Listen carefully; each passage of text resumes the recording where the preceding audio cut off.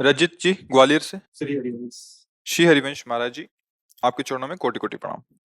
महाराज जी, किसी न किसी कारण से असफल हो रहा हूं, अतः मेरा मुख्य उद्देश्य परमार्थ की प्राप्ति है, लेकिन छोटे छोटे उद्देश्यों में जो असफलता मिलती है, भक्ति और असफलता के बीच सामंजस्य कैसे स्थापित करूं?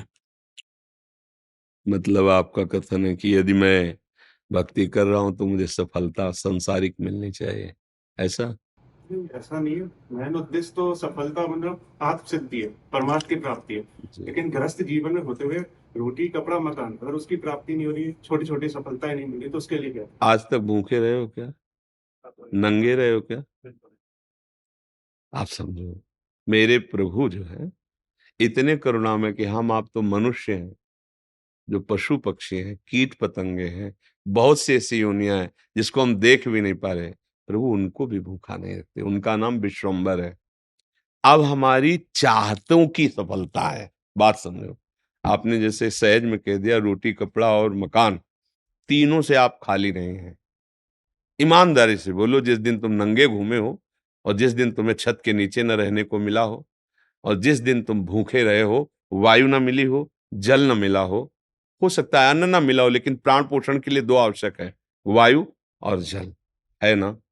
अब हमारी बात असलियत में, हमारी जो शरीर पोषण जीने की आवश्यकता है वो तो सबकी पूर्ति हो रही है। आप देख लीजिए, चाहतों की पूर्ति, शब्द हेले, हम लोग क्या करते हैं कि असली ज्ञान को छुपा करके नकली बात बोल देते हैं, जिसमें सब हाँ में हाँ मिला दे। ये नकली बात है कि हमें रोटी कपड़ा और मकान तो चाहिए, पक्का प्यारे वो पशु पक्षियों को भी देता है।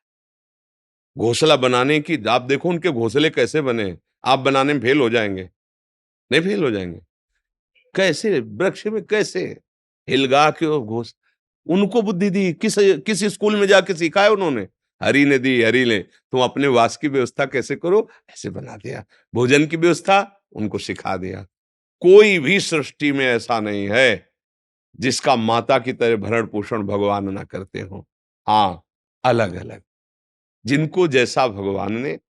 अब हमारी जो असफलता है उसमें हमारी चाहत है, मैं कपड़ा तो पहनूं पर ऐसा पहनूं, समझना, रोटी तो खाऊं पर ऐसी खाऊं, मकान तो हो पर ऐसा हो। समझ पा रहे हैं आप? अब इसके लिए हमारा कर्म कार्य करेगा। पूर्व का प्रारब्ध यदि हमारा बहुत बुरा है तो आज तुम बहुत अच्छे आदमी हो, अच्छे मार्ग में चल रहे हो, वो आपको बाधा पहुंचाएगा, आपको सहना होगा। समझ रहे ना? वो आपको बाधा पहुंचाएगा। अब जो ये नाम हम आपको बता रहे हैं कि नाम जप कीजिए, धर्म से चलिए, वो युद्ध करेगा उस प्रारब्ध से, आपको वो गिरने नहीं देगा, आएगा। आप जो कार्य कर रहे हो उसमें सम्यक जो फल मिलना चाहिए, नहीं मिला, आपको असंतुष्टता होगी, क्योंकि आपने ऐसे पूर्व में कर्म किए हैं। अब वो आपको बाधा पहुंचा रहे हैं, लेकिन आप भजन कर रहे हो ना, तो आपको निरुत्साहित होने नहीं देंगे। चलो एक कर्म निष्फल हुआ, दूसरा हम 100 बार उसका अनुष्ठान करेंगे, कितनी बार निष्फल होगा? एक दिन तो सफल होगा ही नहीं, निकल जाओगे, निकल जाओगे। सफलता तुम्हारे चरण चूमेगी। प्रारब्ध कोई देवता नहीं है, हमारा किया हुआ पूर्व कर्म है। हम नया कर्म इतना बलवान करें कि उसको रौंद दे। बात समझे? और उसके लिए अब छोटी मोटी बात नहीं काम करेगी, छोटा मोटा कर्म काम नहीं करेगा। डट के हमें धर्म और डट के भजन विध्वंस करके, अगर विध्वंस ना होते तो फिर मोक्ष कैसे होता? मोक्ष का मतलब जानते हो? सब कर्म नष्ट हो गए अनंत जन्मों के, और इस जन्म के भी बिल्कुल मोक्ष, मतलब बिल्कुल मुक्त, अब कोई बंधन नहीं हो, भगवान का स्वरूप हो गया। तो हुआ तो इसी जन्म में, जो हमने साधना की, जो भजन किया, जो चिंतन किया, जो सत्संग किया, मारा इसने पूरी आग लगा दी। कर्मों को संचित कर्म विध्वंस हो गए, जमा गोदाम। क्रियमाण जो कर रहे हैं ये चिपकाव फसाव वाले नहीं हुए, क्योंकि ये सब समर्पित कर दिए भगवान को। प्रारब्ध आया, भजन के बल से उसको भोग रहे हैं, वो हमें परास्त नहीं कर सकता, निकल गए आगे। सुदामा जी की दशा क्या थी? नहीं थी, ये भी व्यवस्था नहीं थी। परिणाम में क्या हुआ? जैसी द्वारिकापुरी वैसी सुदामापुरी। फल की चिंता मत करो तुम। असफलताएं और सफलताएं ये हमारे मार्ग की पड़ाव हैं, कोई गर्मी वाला, कोई सुखद वाला। मार्ग का चलने वाला पथिक इन पड़ावों में फंस करके अपने मार्ग को नहीं भूल जाता है। असफलता तुम्हारे जीवन की सफलता का स्वरूप बनेगी। बस डट करके ऐसा भजन करो, सत्कार्य करो, जिससे पूर्व प्रारब्ध नष्ट हो जाए। सच्चाई की, अध्यात्म की बात यह है। अब चोरी, हिंसा, अधर्म आचरण, तो वो तो पूर्व प्रारब्ध है ही, नया कर्म भी बिगड़ गया, दोनों मिलकर फिर आपको जीना मुश्किल कर देंगे। और होता है, देखो ना, पिता को मार डाला कि जल्दी मरे, हम इस प्रॉपर्टी का दे। पिता को मार डाला और आप जेल गए, संपत्ति यूं ही पड़ी है, तीसरा उसका भोग कर रहा। विवेक खत्म हो जाता है। विवेकवान बनो, जैसी भी परिस्थिति हो उसमें राजी होना सीखो, वो आपके ही कर्म का परिणाम है। और ऐसे नवीन कर्म करो कि विध्वंस कर दो उस प्रारब्ध कर्म को जो तुम्हें झुकाना चाहता है, मिटाना चाहता है। हमारी प्रार्थना को अगर आप समझोगे तो आगे बढ़ोगे। अपना ही कर्म कोऊ न काहू के सुख दुख कर दाता, निज कृत कर्म भोग सुन भ्राता। तो बोले संतों के पास क्यों जाया जाता है? यही समझने के लिए। अब हम क्या करें जिससे हमारा कर्म हमको परेशान न कर पाए? वो है ज्ञान, वो है भक्ति, वो है भगवान का आश्रय। जब घर में भोज आते और भिक्षा भी नहीं मिली तो पत्नी पूछती कि बच्चों को कैसे जिलाएं? तो तुलसी दल उतारते, ठाकुर को भोग लगाते, आधा आधा तुलसी दल। उनका एक मित्र था जो धनी के यहाँ वो पुरोहित कर्म करता था, डोली में बैठ के निकलता, पालकी में। वो कहता है, सुदामा जी हमारे यहाँ जो सेठ है ना, उनके यहाँ चलो, थोड़ी देर श्लोक बोलना। सब व्यवस्था उनका। हमने तो अपना सेठ श्री कृष्ण को वरण किया है, अब वो भूखे रखे चाहे मारे, अब हम दूसरे की गुलामी नहीं कर सकते। हमने तो भगवान को अपना माना है। हिले नहीं तो भगवान का हृदय हिल गया। एक दिन प्रसाद पा रहे थे से एकदम ऐसे हो गए। रुक्मिणी जी मन की बात, तो उनका प्रभु ऐसी स्थिति आपकी तभी होती जब कोई आपका भक्त भूखा होता है। तो भगवान के आंसू आ गए। हमारा पुराना मित्र है सुदामा, और कई दिन से उसके घर में भोजन नहीं, बच्चे। बोले प्रभु आप दुखी हो रहे हो, महालक्ष्मी स्वरूपम आप आदेश करो, त्रिभुवन की राज्य लक्ष्मी उसके घर में। तो उनका बात तो यही कि उसके अंदर कामना नहीं है, और मेरे भक्त के अंदर यदि कामना नहीं होती तो माया मैं नहीं देता। मेरे भक्त के अंदर कामना नहीं होती तो मैं माया, और वो निष्काम भक्त है सुदामा, उसके अंदर कभी कामना आ ही नहीं सकती कि हे भगवान भोजन तो दे दो, कभी नहीं। तो रुक्मिणी जी ने कहा हम आपका दुख नहीं दे सकते, फिर हम कुछ रचती है। तो उन्होंने कहा नहीं, पहले हमें कामना पैदा करना पड़ेगा। भगवान सोच रहे पहले हमें भक्त के हृदय में कामना पैदा करना पड़ेगा। गए एक भिक्षुक के रूप में, जब सुदामा जी भिक्षा को गए थे, भिक्षाम दे, अतिथि धर्म गृहस्थ में बहुत बड़ा धर्म होता है, दरवाजे आए हुए का आदर करना चाहिए। तो कुछ ना हो तो वचन से है, निकली भिक्षाम दे। तो उनका भगवान हम भिक्षा देने लायक नहीं है। क्यों? उनका एक पुत्र हुआ है, इसलिए सूदक है। ठीक है, 15 दिन बाद आ जाएंगे। बोले मत आना, क्योंकि हमारे जो पुत्र हुआ है वो दरिद्र, दरिद्र नामक पुत्र हुआ है, और इसका सूदक पूरे जीवन में नहीं जाएगा। अर्थात हम दरिद्र हैं, हमारे पास कुछ है ही नहीं जो मैं आपको दे सकूं।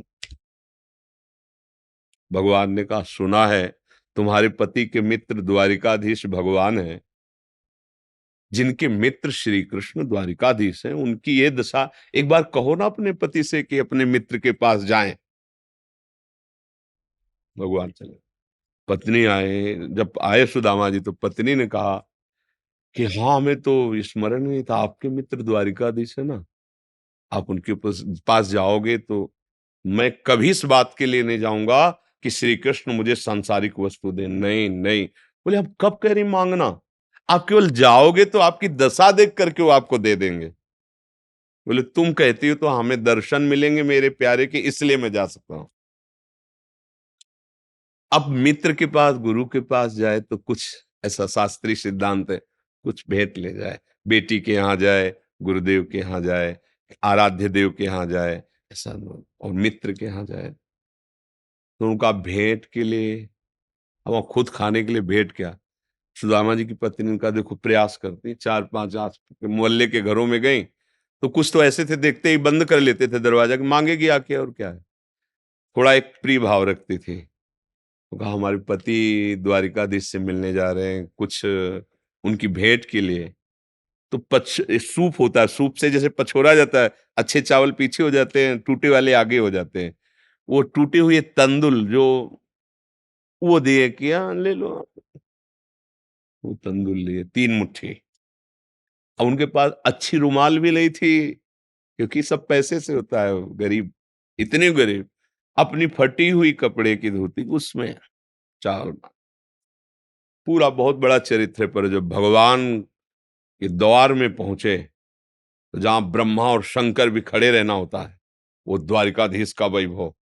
द्वार पर दरिद्र ब्राह्मण, फटी सी, इतनी बेवाई है, ऐसा शरीर है, आंखों में भगवत तेज समाया हुआ है भगवान। तो उनका भैया, एक बार तुम अपने स्वामी से कह दो जाके कि सुदामा नाम का कोई आपका मित्र आया है, बस ऐसा। पार्षदों ने, बड़े दयालु हैं, पार्षदों ने कहा आप यहीं तब तक खड़े रहिए जब तक हम ना आए। और भी पार्षद थे। एक दौड़ते हुए गया, जय जयकार हो प्रभु। कोई एक दरिद्र ब्राह्मण वेश में है, और वो सुदामा, सुदामा कूद पड़े भगवान। ब्रह्मा शंकर को भी इंतजार करना पड़ता था, लेकिन सुदामा नाम सुनते ही भाग पड़े भगवान। और ये शब्द आश्चर्यचकित बात, रुक्मिणी जी, पार्षद सब देख रहे हैं कि ऐसे तो कभी भगवान नहीं भागे, कि भाई ब्रह्मा जी आए भगवान भाग पड़े या शंकर जी आए, सब आकर इंतजार करते हैं। और प्रभु जब प्रभु दौड़ के गए सुदामा जी को। सुदामा जी संकुचित हो रहे हैं कि मेरी हड्डियां ऐसे सुकोमल, तन मेरे श्याम सुंदर के लग रही होंगी। वो सकुचते जा रहे कि इतना बड़ा वैभव स्वामी हमें ऐसे। भगवान ऐसे अपने हाथ से चरण पखारे सुदामा जी के, थाल रखकर। रुक्मिणी जी आश्चर्यचकित हो रही है, ऐसा कोई तपस्वी, ऐसा कोई महात्मा जिसकी ऐसे भगवान अभी तक तो नहीं देखा जैसा इस ब्राह्मण। और धोती कई जगह से फटी थी, जो दुपट्टी उसको ऐसे केवल अंग ढके हुए थे, ऐसी धोती थी, हड्डियां हड्डियां शरीर में। रुक्मिणी जी के पलंग पे बैठाला भगवान ने, जिस पलंग को ब्रह्मा शंकर नमस्कार करते हैं, उस पलंग पे बैठाला, चरण धोए, चरणामृत लिया, का हो भाग्य आप पधारे, भोजन पानी से चरण दाब रहे भगवान। सुदामा जी सोचते वो दास पर कितनी प्रीति प्रभु करते हैं। 2-3 दिन 4 दिन सबसे प्रभु मिलवा रहे हैं, परिचय करा, ये मेरे मित्र सुदामा जी हैं, ऐसे बैठे। और सबके बीच में कहा कि ब्याह हो गया है, क्योंकि जब मित्र बने थे तब तो गुरुकुल में थे। तो सुदामा जी ने कहा पुत्र भी है। हाँ, तो भाभी ने कुछ दिया भी होगा हमारे लिए। अब ये वैभव, हाँ, अब वहां फटे कपड़े में तंदुल कैसे। बोले देखो पहले चूक की थी, गुरु माता ने चले दिए थे हमारे लिए, और फिर चूक कर रहे हो, कुछ दिया है। अब भगवान ने ऐसे हाथ पकड़ा, उनका उठाया, कहा इतने स्वादिष्ट कीमती वस्तु तुम छुपाए रखे हो। खोला, उस फटे पुराने कपड़े में लपटे हुए तंदुल। रोमांच हो रहा है भगवान को। रुक्मिणी जी देख रहे हैं कि ऐसी प्रसन्नता से तो 56 भोग भगवान नहीं पाते द्वारिकाधीश, जैसी इस गरीब ब्राह्मण के तंदुल पा रहे हैं भगवान। दूसरी मुट्ठी ली, तीसरी में रुक्मिणी जी ने हाथ पर, प्रभु बस इतना काफी है इनके लिए। 2 मुट्ठी में 2 लोग का वैभव सुदामा को। प्रगट में 25 पैसे भी नहीं दिए, एक भी वस्तु ले। 3-4-5 दिन आनंद लिए, फिर सुदामा जी से कहा कि तो भगवान ऐसे चले। सुदामा जी ने सोचा कि प्रगट में तो कुछ दिया नहीं, हमें लगता विदा करने चल रहे हैं, तो कुछ अगर 2-4 असरफी भी होंगी तो खान पान व्यवस्था तो चली जाएगी। भगवान ने कहा जो अच्छे अच्छे कपड़े पहनाए थे, रास्ते में कोई उतार सकता है तो उतार दो, अपनी धोती पहन लो। यहाँ पर धोती पहन, रास्ते में बोले आप इधर से ऐसे जान, फिर वहां से मुड़ जाना। बोले हम तो आए थे तो रास्ता तो जानते हैं प्रभु, चले जाए। और रास्ते में सोच रहे मेरे मित्र कितने कृपालु हैं, मुझे इसलिए नहीं दिया कि ये कहीं मेरा चिंतन छोड़कर धन का चिंतन न करें। हे श्री कृष्ण, सदैव आप जैसा ही मित्र मिले। सोचते सोचते आए, आए तो देखा फिर वही द्वारिकापुरी। बोले मेरी बुद्धि मारी गई है कि वास्तविक यहाँ कोई रचना हो गई। यहाँ तो हमारी एक छोटी सी कुटिया थी, ऐसा ऐसा। देखा कि उनकी पत्नी जो है स्वर्ण थाल लिए दास दासियों से आरती उतारने। तो उनका तुम कौन हो? तो उनका आपकी दासी हूँ, आपकी पत्नी। ये सब बोले जिनके पास गए थे ना उन्होंने सब अश्रु पुलकित हो रहे कि वास्तविक तेरे दरबार की आली निराली शान ये देखी, सखावत खुद तेरी गलियों में चक्कर काटते देखा, फैलाया हाथ जिसने तेरे दरबार में आकर तुझे देते नहीं देखा, मगर झोली भरी देखी। ऐसे अगाध सिंधु भगवान का दासत्व भला हमको निष्फल कैसे हो जाए? हम जो राधा राधा जप रहे, हरि हरि, ये कभी निष्फल हो सकता है। पर धैर्यवान रहो, धैर्यवान रहो। समय से जब आएगा तो आप निहाल हो जाओगे। अश्रद्धा मत करो और ऐसा भी मत सोचो कि वो भरण पोषण हमें नहीं, ऐसा नहीं, त्रिभुवन में कोई नहीं है। सबको जैसे राजी हैं भगवान वैसे सबका भरण। किसी को 1 कुंतल मांस चाहिए तो उस पशु को भगवान उतनी व्यवस्था किए। किसी को कितना चारा चाहिए उतनी व्यवस्था किए। कितना सबको पूरी सृष्टि को भगवान दे रहे हैं। इसलिए ऐसा तो कभी अश्रद्धा करना मत और धर्म से चलते रहो, नाम जप करते रहो, पूर्व कर्मों से लड़ो, निराश होना मत सीखो। आज सफल नहीं है तो हम कल सफल होंगे। ऐसा नहीं कि हर कर्म हमारा निष्फल चला जाए, ऐसा नहीं है।